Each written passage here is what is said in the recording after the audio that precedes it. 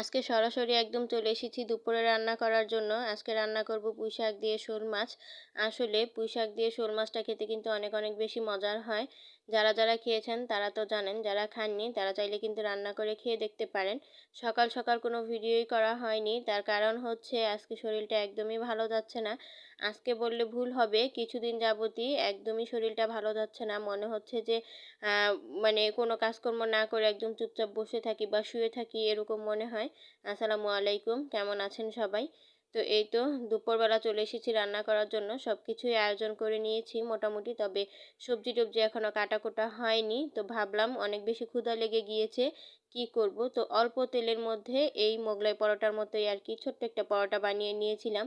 এটাকে হচ্ছে মা মেয়ে দুজনে মিলে খেয়ে নিব। তারপরে তো টুকটাক সবজি টবজি কেটে নিয়েছি, আর ভাতটা তো আমি আগেই বসিয়ে দিয়েছিলাম, সেটা আপনারা দেখেছেন।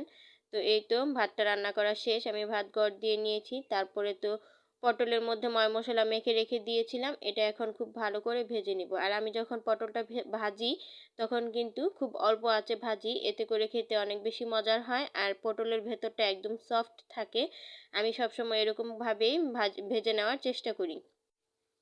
আর আমি অল্প অল্প করে দিয়ে পটলটা ভেজে নিই। এর কারণ হচ্ছে বেশি করে দিলে না আমার কাছে মনে হয় যে পটল ভাজাটা একেবারেই ভালো হয় না। তো এখানে আমি 4টা পটল নিয়েছি, 4টা পটলে 8 পিস হয়েছে, তো 8 পিস আমি দুইবারে ভেজে নিব।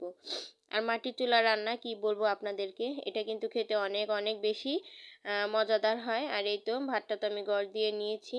আর আমরা তো সবসময়ই মাটির চুলায় রান্না করি যারা গ্রামে থাকি। যারা শহরে থাকেন তারা তো চাইলেও আর মাটির চুলায় রান্না করতে পারেন না। আমরা কিন্তু গ্যাসেও রান্না করি। দেখা গেছে সকাল টাইমে আমরা গ্যাসেই রান্না করি, আমরা তখন আর চুলাটা মানে মাটির চুলাটা ইউজ করি না। এই তো এখানে আমাদের পটল ভাজাটা হয়ে গিয়েছে, আমি সাথে অল্প কিছু পেঁয়াজ বেরেস্তা করে নিয়েছিলাম। এই পেঁয়াজ বেরেস্তা দিয়ে ভাত খেতে আপনাদের ভাইয়া অনেক অনেক বেশি পছন্দ করে। তো এইখানে আমি আবার তেল দিয়ে পেঁয়াজটাও খুব ভালো করে লালচে করে ভেজে নিয়েছি। তারপর এখন ময় মশলাগুলো দিয়ে দিচ্ছি। আসলে ময় মশলাগুলো দিয়ে হালকা একটু ভাজা ভাজা করে নিব। তারপরে হচ্ছে অল্প একটু পানি দিয়ে খুব ভালো করে মশলাটা কষিয়ে নেব। আপনারা যারা আমার ভিডিও দেখেন নিয়মিত তারা জানেন যে আমি মশলাটা খুব ভালো করে কষিয়ে নিই, এতে করে তরকারির টেস্টটা কিন্তু অনেক অনেক বেশি বেড়ে যায়। তো এই তো এখন হচ্ছে মশলার ডিব্বাটা আমি গুছিয়ে রাখবো। দেখেন কি একটা অবস্থা, মশলার ডিব্বাটা গুছাতে গিয়ে অনেকটা অগুছালো হয়ে গেল। লবণগুলো একদম পড়ে গেল ছিটকে, মানে প্রায় সময় এই অবস্থা হয়, জানি না কার কার হয়, তবে আমার প্রায় সময় এরকম হয়।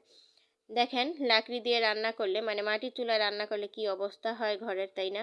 একদম অগোছালো হয়ে যায়। কি আর করব, রান্না করা শেষে কিন্তু এগুলো সব গুছাতে হবে। আর এগুলো গুছাতে আমার কাছে মনে হয় রান্না করার থেকে বেশি কষ্টদায়ক। তো এই তো এখানে আমি এখন টমেটো দিয়ে দিচ্ছি, তারপর অল্প একটু পানি দিয়ে খুব ভালো করে কষিয়ে নেব তরকারিটা। আমি কিন্তু ওইরকমভাবে রান্নাবান্না আপনাদের সাথে শেয়ার করি না, যতটুকু রান্না করি তো টুকটাক ওইভাবে আপনাদের সাথে শেয়ার করি। আর আমি যেভাবে রান্না করি ওইটাই কিন্তু শেয়ার করি। আসলে আমরা কিন্তু মধ্যবিত্ত ফ্যামিলি থেকে বিলং করি, আমরা কিন্তু খুব অনেক মশলা দিয়ে রান্না করি না, টুকটাক সাধারণ যে ঘরের মশলাগুলো থাকে ওগুলো দিয়ে রান্না করি। আর সবার রান্নাগুলো তো একই রকম হয় না, এক একজনের রান্না বান্না এক এক রকম হয়, তবে খেতে কিন্তু কোনোটাই খারাপ লাগে না, সবটাই ভালো লাগে, তাই না? আচ্ছা, যারা এ পর্যন্ত আমার ভিডিওটা দেখেছেন একটু হলেও যদি ভালো লেগে থাকে চাইলে কিন্তু আমার ভিডিওটিতে একটি লাইক করে যেতে পারেন। আর যদি খুব বেশি ভালো লেগে যায় তাহলে কিন্তু আমার চ্যানেলটিকে সাবস্ক্রাইব করে আমার চ্যানেলের পাশেই থেকে যেতে পারেন। আপনাদের একটি লাইক আমার এই ভিডিওটিকে অনেক ভাই বোনেদের কাছে পৌঁছে দিতে সাহায্য করবে। তো এইখানে কিন্তু পানি দিয়ে আমি খুব ভালো করে মশলাটাকে কষিয়ে নিয়েছি। এরপরে দিয়ে দিব ধুয়ে রাখা শোল মাছগুলো। শোল মাছগুলো কিন্তু আমি অনেকটা ছোট করে কেটে নিয়েছি। আসলে এই শোল মাছ গজার মাছ এগুলো যত ছোট করে কাটবেন খেতে কিন্তু তত বেশি ভালো লাগবে, এটা আমার কাছে মনে হয়। জানি না আপনারা কারা কিভাবে কাটেন, তবে আমি এরকম করেই কাটি। আর এটা কি করব, যখন আমার রান্নাটা প্রায় শেষের দিকে চলে যাবে তখন আমি এই মাছগুলোকেও আরও ছোট ছোট করে মানে খুরচুনি দিয়ে আরও ছোট ছোট করে কেটে দিব। এতে করে না তরকারির স্বাদটা অনেক বেশি বেড়ে যাবে, যেহেতু শাকের তরকারি। তো এইখানে আমি কি করেছি, মাছটা দিয়ে আর পানি টানি ব্যবহার করিনি, তো ওই মশলার মধ্যেই খুব ভালো করে কষিয়ে নিয়েছি।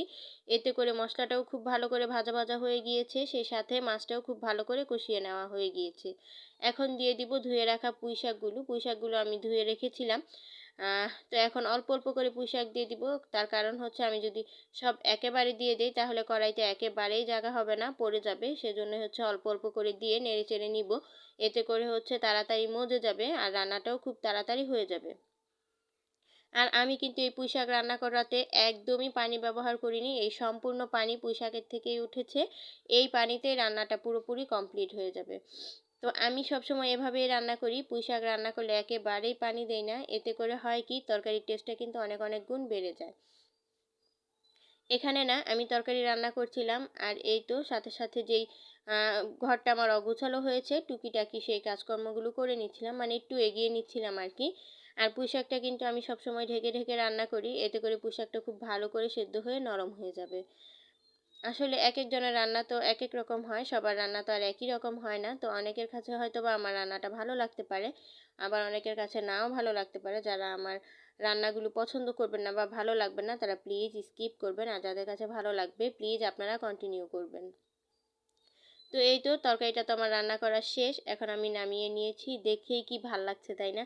তরকারিটা দেখে মনে হচ্ছে যে এখনই খেয়ে ফেলি। আসলে আমি ভয়েসটা যেহেতু একদিন পরে দিচ্ছি খেতে ইচ্ছে করতেছে তরকারিটা দেখেই। কি আর করব, তরকারি তো শেষ হয়ে গিয়েছে, এখন চাইলেও আমি খেতে পারবো না। আর দেখেন লাকড়ি চুলায় রান্না করার পরে কত পরিমাণে আগুন থাকে। এখন যদি আমি এখানে ভাত দিয়ে দেই, মানে ভাত বসিয়ে দেই, তাহলে কিন্তু ভাতটা খুব ভালোভাবে হয়ে যাবে, একেবারেই জাল লাগবে না। তারপরে তো আমি খুব ভালো করে রান্নাঘরটা গুছিয়ে নিয়েছি। তো দেখেন থালা বাসন এখানে আমি খুব ভালো করে পরিষ্কার করে নিয়েছি। সেই সাথে রান্নাঘরের নিচে যেইগুলো সেগুলো আমি খুব ভালো করে ঝাড়ু টাড়ু দিয়ে মুছে টুছে নিয়েছি। আসলে যারা সবসময় গুছিয়ে গাছিয়ে কাজ করেন তারা কিন্তু অগোছালো কাজ একেবারেই পছন্দ করেন না।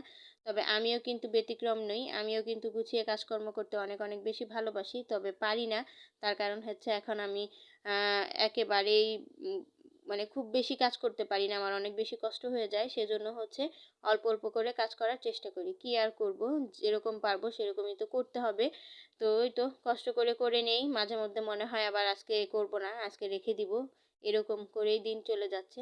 তো এই তো খাবারও খেতে চলে এসেছি, অফ ক্যামেরা কিন্তু অনেকগুলো কাজ করে নিয়েছি, সেই সাথে গোসলটাও সেরে নিয়েছি। তো পটল ভাজা সেই সাথে পুঁই শাক দিয়ে শোল মাছ, অনেক বেশি মজা ছিল আজকের খাবারটা।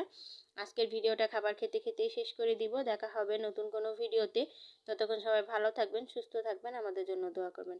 আল্লাহ হাফেজ, আসসালামু আলাইকুম।